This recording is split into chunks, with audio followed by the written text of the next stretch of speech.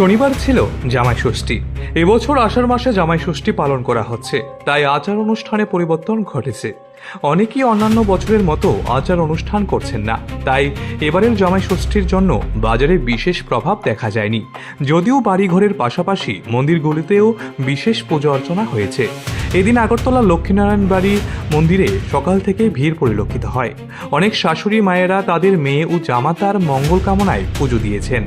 একই সাথে বাড়িতেও নানা অর্ঘ্য নিবেদন করে ষষ্ঠী পুজোর আয়োজন করা হয়।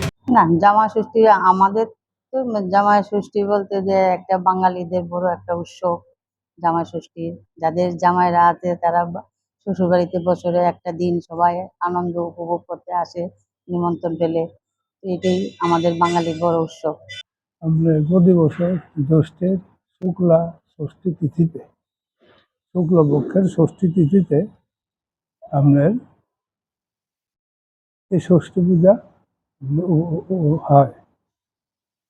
এটাতে সমস্ত জামাইরারে বা সন্তানরা, মারা সন্তানরা, জামাইরা সবাই ষাটের জল দিয়ে সারা জীবনের মঙ্গল কামনা করে এবং ওই ষষ্ঠী সবসময় ভালো। এদিকে মাছ মাংস থেকে মিষ্টি দোকানে অন্যান্য বছরের মতো তেমন ভিড় নেই। ব্যবসায়ীরা জানান বেচা বিক্রি ভালো নয়। ষষ্ঠী উপলক্ষে এদের ব্যবসা খুবই খারাপ হচ্ছে, অন্যান্যবার তুলনায় এবার খুবই খারাপ, অন্যান্য বছর এবার খারাপ। জামাই ষষ্ঠীটা মল মাছ পাওয়ানে অনেকে নিমন্ত্রণ করে আমরা খাওয়াইবো, আবার কেউ নিমন্ত্রণ করতো না বা ইচ্ছা করে জামাইরা যাইতো না। এই কারণে বাজারটা একটু খারাপ হয়ে গেছে, খুব খারাপ অন্যবার তুলনা। তবে মাছ ব্যবসায়ীরা জানান যা কিছু চাহিদা আছে সেটা ইলিশের জন্য। ইলিশ মাছটা টানছে, পুতুল মাছটা কমে যাচ্ছে, বাজার কম। অন্যান্য বছর কীরকম করছে? অন্যান্য বছর ভালোই যাচ্ছে, এবার ষষ্ঠী বাজার তো ভালো, ইলিশ মাছের বাজার তো একটু ভালো।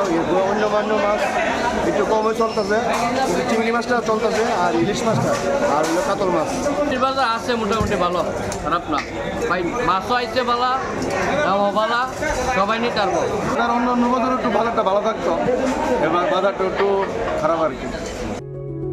Step into a place full of new ideas and opportunities at Techno India University Tripura, where you learn, grow and build your future. A place that truly helps your dreams become a reality.